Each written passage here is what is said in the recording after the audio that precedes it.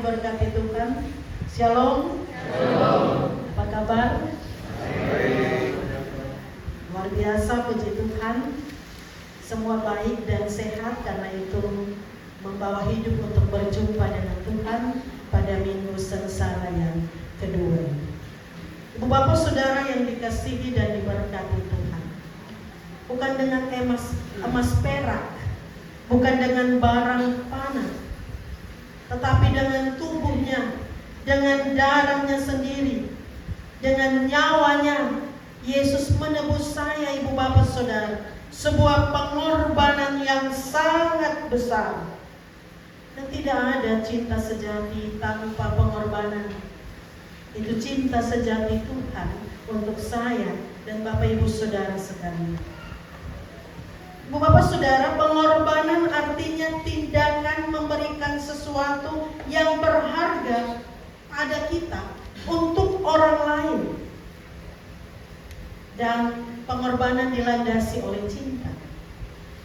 Ada satu anak kecil, umurnya 5 tahun, ia sakit yang serius dan membutuhkan transfusi darah.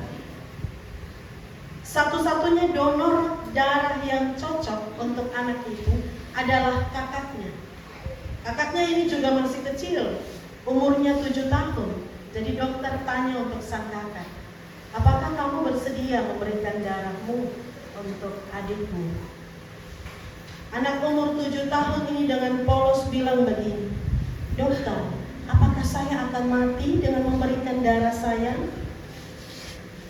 Dan dokter menjelaskan bahwa ia hanya memberikan sebagian kecil saja dari darah, bukan seluruhnya, bukan semuanya. Dan dengan berani sang kakak mendonorkan darahnya demi cinta untuk adiknya. Bu bapak saudara sekalian, setetes darah saja yang diberikan bagi orang lain dalam donor darah itu sangat berharga untuk kehidupan. Apalagi seluruh darah yang ditumpahkan Yesus untuk keselamatan kita. Yesus juru selamat kita.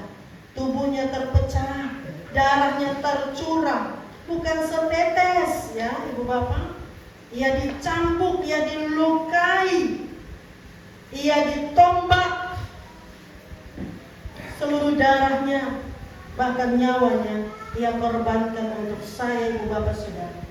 Ia memberi kepada kita sebuah kehidupan yang baru dan kehidupan kekal bersama dengan Tuhan.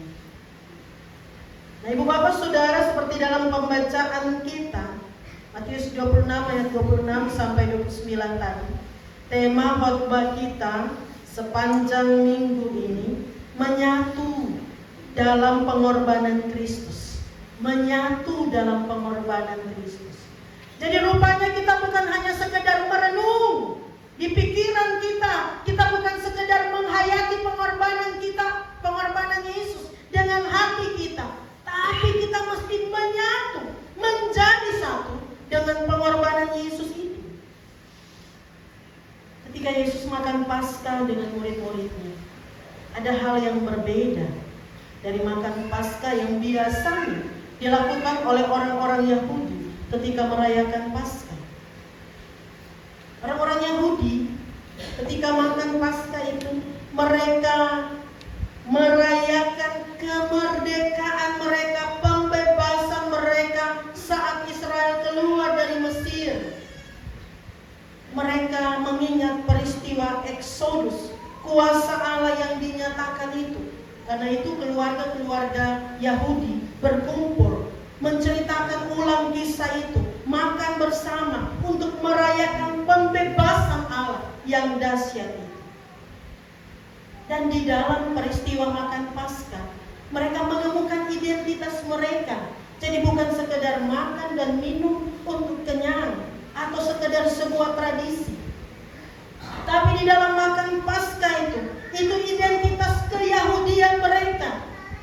Nah, ketika Yesus makan Paskah dengan para muridnya, bukan hanya soal peristiwa Eksodus di masa lalu, tetapi saat makan Paskah dengan murid-muridnya itu, Yesus mengajak murid-muridnya untuk mengingat tindakan pembebasan yang akan bahwa pembebasan yang Yesus lakukan lebih dari peristiwa Eksodus yang terjadi di Mesir. Pembebasan itu adalah pembebasan dari dosa seluruh umat manusia, bukan hanya orang Yahudi, tetapi saya, ibu bapak, saudara juga. Kita menjadi satu dalam karya keselamatan Yesus itu.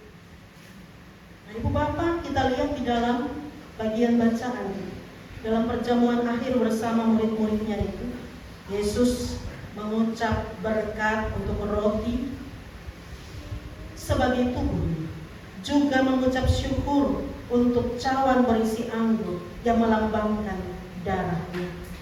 Sungguh luar biasa pengorbanan yang Yesus kerjakan bagi kita.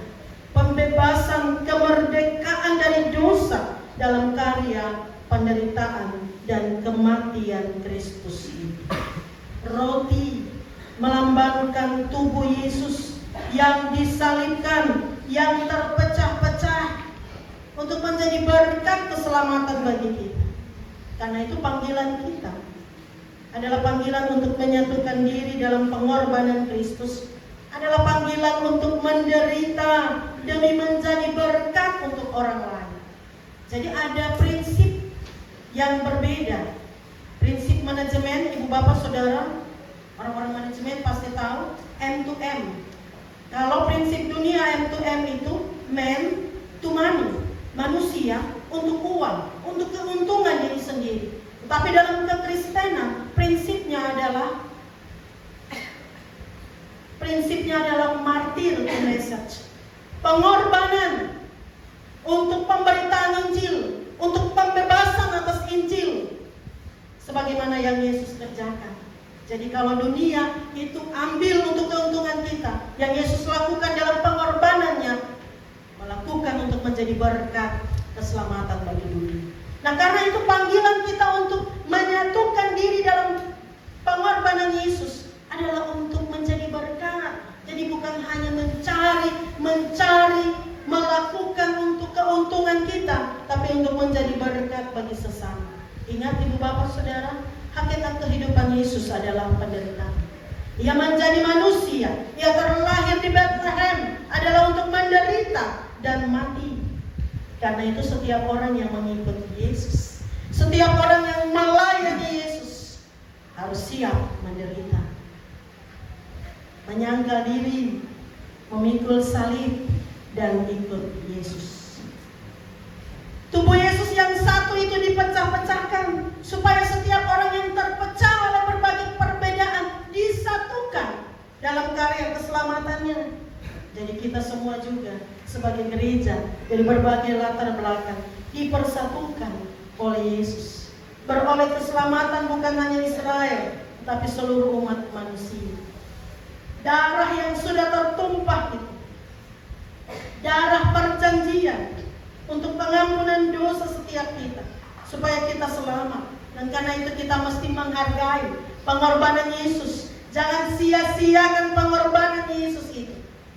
Mari kita selalu berjalan dalam terang pengorbanan Yesus, supaya kelak disebutkan kita juga turut ambil bagian dalam perjamuan kasih karunia yang kekal bersama dengan Yesus. Sebab itu yang Yesus katakan, aku tidak akan minum lagi dari pokok anggur ini sampai pada waktunya bersama dengan orang-orang percaya yang setia, yang taat di dalam penderitaan. Kita dipanggil untuk ada di dalam perjamuan kudus dalam GKI di Tanah Papua 4 kali. Apakah sebagai anggota jemaat, anggota sindi jemaat, kita selalu ingat untuk setia di sekitar pelayanan sakramen itu. Janji Allah menyelamatkan kita, janji yang penggenapannya terjadi di dalam derita dan sengsara Kristus. Tidak ada keselamatan di luar Yesus. Jadi tetap setia dan taat di dalam Yesus, setia melayani meskipun mengalami keadaan-keadaan yang tidak menyenangkan. Setia di dalam Tuhan meskipun godaan untuk membuat kita jauh dari Tuhan, meskipun godaan untuk membuat kita tidak setia, membawa hidup berjumpa dengan Tuhan selalu ada di setiap saat. Tapi panggilan kita adalah menyatu dalam pengorbanan Kristus dengan setia dan dengan taat. Tuhan berkati kita dengan firman-Nya. Amin.